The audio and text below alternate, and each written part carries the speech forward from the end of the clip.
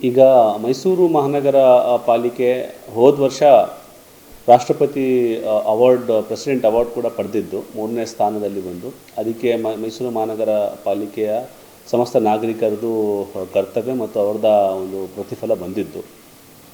ಈ ವರ್ಷ ನಾವು ಸುಮಾರು ಸೋಷಿಯಲ್ ಮೀಡಿಯಾದಲ್ಲಿ ಟೀಕೆ ಎಲ್ಲ ಆಗಿತ್ತು, ಡಸ್ಟ್ಬಿನ್ಸ್ ಇಲ್ಲ ಪ್ಯಾಲೇಸ್ ಆವರಣದಲ್ಲಿ ಅಂತ. ಬಟ್ ಒಂದು ವಿಚಾರ ಹೇಳಬೇಕಾದ್ರೆ, ಹೋದ ವರ್ಷವೂ ಡಸ್ಟ್ಬಿನ್ಸ್ನ ನಾವು ಹಾಕಿದ್ದು, ಅದು ಕಳ್ಳತನ ಆಗಿರುವ ಕೂಡ ವಿಚಾರಗಳನ್ನು ನಾವು ನೋಡಿದ್ದೀವಿ. ಪೊಲೀಸ್ ಕಂಪ್ಲೇಂಟ್ ಕೂಡ ಅಂಥ ಸಂದರ್ಭದಲ್ಲಿ ಮಾಡಿದ್ದೀವಿ.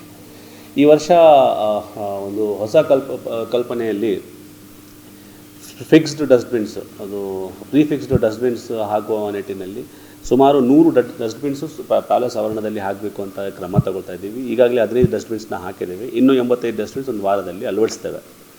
ಇದರ ಜೊತೆಗೆ ನಾವು ಕಸ ಮುಕ್ತ ರೋಡ್ಸ್ ಅಂತ ಒಂದು ಕನ್ಸೆಪ್ಟ್ ತಂದಿದ್ದೇವೆ.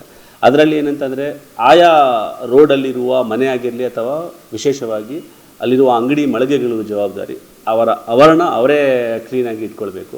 ಮತ್ತು ಅಲ್ಲಿ ಡಸ್ಟ್ಬಿನ್ಸ್ ನಮ್ಮದೇನಿರ್ತದೆ ಅದಕ್ಕೆ ಕಾಂಪ್ಲಿಮೆಂಟ್ರಿಯಾಗಿ ಅವರು ಕೂಡ ಡಸ್ಟ್ಬಿನ್ಸ್ ಇಡಬೇಕು. ಸೊ ದ್ಯಾಟ್ ಆ ರೋಡ್ ಮೇಲೆ ಯಾರೂ ಕಸ ಹಾಕಬಾರದು. ಆ ರೀತಿಯಲ್ಲಿ ಅವರೇ ಒಂದು ಸಾಮಾಜಿಕ ಜವಾಬ್ದಾರಿಯನ್ನು ಪೂರೈಸುವ ಹಾಗೆ ಅವರು ಯಾರಿಗೂ ಕೂಡ ಕಸ ಬೀಳಿಸಲಿಕ್ಕೆ ಅವಕಾಶ ಕೊಡಬಾರ್ದು ಅನ್ನೋ ಲೆಕ್ಕದಲ್ಲಿ ಲಿಟರ್ ಫ್ರೀ ರೋಡ್ಸ್ ಅನ್ನುವ ಕನ್ಸೆಪ್ಟ್ ಕೂಡ ನಾವು ತಂದಿದ್ದೇವೆ. ಅಷ್ಟೇ ಅಲ್ಲದೆ, ನಿಮಗೆಲ್ಲರಿಗೂ ಗೊತ್ತಿರುವ ಹಾಗೆ ಮೆಷಿನ್ ಸ್ವೀಪಿಂಗ್ ರಾತ್ರಿ ಪಾಳಿ ನಡೀತಾ ಇದೆ.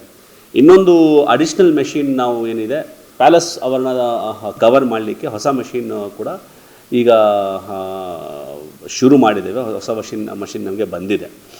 ಇದರ ಜೊತೆಗೆ ಸುಮಾರು ಕಡೆ ನಾವು ಕಸ ಎಲ್ಲಿ ಹಾಕ್ತಾರೆ, ಒಂದು ಗಾರ್ಬೇಜ್ ವನರೇಬಲ್ ಪಾಯಿಂಟ್ ಅಂತ ಏನು ಹೇಳ್ತೀವಿ, ಸುಮಾರು ಜನ ತಂದು ಕಸ ಹಾಕುವ ಒಂದು ಪಾಯಿಂಟು, ಅಂಥ ಪಾಯಿಂಟ್ಸಲ್ಲಿ ಕಲಾಕೃತಿಗಳು, ತ್ಯಾಜ್ಯದಿಂದ ಮಾಡಿರುವ ಕಲಾಕೃತಿಗಳನ್ನು ಹಾಕಿ ಜನರಿಗೆ ಒಂದು ರೀತಿಯಲ್ಲಿ ಇದನ್ನು ಸುಂದರವಾಗಿ ಇರಿಸಲು ಒಂದು ಪ್ರೇರೇಪಣೆ, ಎರಡನೇ ಕಡೆ ಆ ಥರ ಅದನ್ನು ಗಲೀಜು ಮಾಡಬಾರ್ದು ಅಂತ ಒಂದು ಸಂದೇಶ ಹೊರಡಿಸಲು ಕ್ರಮ ಕೂಡ ನಾವು ತಗೊಂಡಿದ್ದೇವೆ.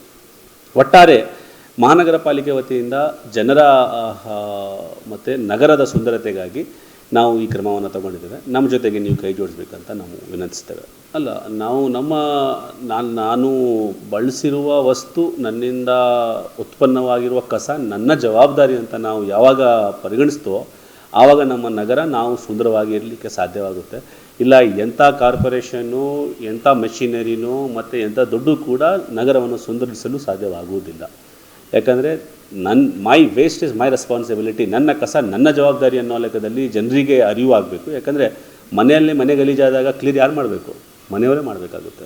ಹಾಗಾಗಿ ನಗರ ನಾವು ಗಲೀಜು ಮಾಡಿದ್ರೆ ಬೇರೆಯವರು ಬಂದು, ಪೌರ ಕಾರ್ಮಿಕರವರು ಬಂದು ಕ್ಲೀನ್ ಮಾಡಿಸೋ ಒಂದು ಪದ್ಧತಿ ಇರಬಾರ್ದು. ನಮ್ಮ ಕಸ ನಾವೇ ಜವಾಬ್ದಾರಿಯನ್ನು ತಗೊಳ್ಬೇಕು ಅನ್ನೋ ಲೆಕ್ಕದಲ್ಲಿ ಇದು ತುಂಬ ಮಹತ್ವದ ವಿಚಾರವಾಗಿರ್ತದೆ. ಮೈಸೂರು ಜನತೆ ತುಂಬ ಸುಂದರವಾಗಿ ಈ ನಗರವನ್ನು ಇಟ್ಕೊಂಡು ಬಂದಿದ್ದಾರೆ. ಹೀಗೆ ಅವರು ಇಟ್ಕೊಳ್ಳಿಕ್ಕೂ ಒಂದು ಎಕ್ಸ್ಪೆಕ್ಟೇಷನ್ಸ್ ಕೂಡ ಅವರಲ್ಲಿ ಇರಬೇಕು.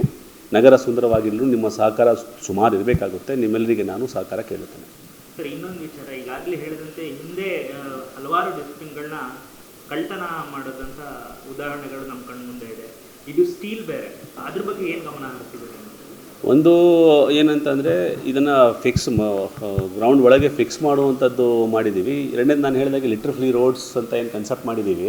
ಸೋಷಿಯಲ್ ರೆಸ್ಪಾನ್ಸಿಬಿಲಿಟಿ ಅಂದರೆ ಈ ಡಸ್ಟ್ಬಿನ್ ನಿಮ್ಮದು, ಅಲ್ಲಿ ಹತ್ತಿರ ಇರುವ ಏನಾದರೂ ಅಂಗಡಿ ಮಾಲೀಕನ ಏನಾದರೂ ನಾವು ಇದ್ದರೆ ಈ ಡಸ್ಟ್ಬಿನ್ ಜವಾಬ್ದಾರಿ ನಿಮ್ಮದ್ದು ಅನ್ನೋ ಲೆಕ್ಕದಲ್ಲಿ ನಾವು ಕೇಳ್ಕೊಳ್ತಾ ಇದ್ದೀವಿ. ನಮಗೆ ತುಂಬ ಸ್ಪಂದನೆ ನೀಡ್ತಾ ಇದೆ. ಈಗಾಗಲೇ ಅರಸು ರೋಡು 15ನೇ ತಾರೀಕಿಗೆ ಲಿಟರ್ ಫ್ರೀ ರೋಡ್ ಥರ ನಾವು ಮಾಡಲಿಕ್ಕೆ ಹೊರಟಿದ್ದೀವಿ. ಅದರಲ್ಲಿ ಅಲ್ಲಿರುವ ಅಸೋಸಿಯೇಷನ್ ಮತ್ತು ಮಳಿಗೆ ಮಾಲೀಕರದು ಸಹಭಾಗಿತ್ವ ಇರೋದು. That is the only way. ಪ್ರತಿ ಡಸ್ಟ್ಬಿನ್ಗೆ ಕ್ಯಾಮ್ರಾ ಅಂತೂ ಹಾಕೋಕ್ಕಾಗಲ್ಲ. ಒಂದು ಸಾಮಾಜಿಕ ರೋಗ ಅದು, ಕಳ್ಳತನ ಆಗ್ತಾ ಇರೋದು ಆಗಬಾರ್ದು. ಅದಕ್ಕೆ ಸುಧಾರಿಸಲು ಜನರೇ ನಮಗೆ ಸಾಥ್ ಕೊಡಬೇಕಾಗುತ್ತೆ.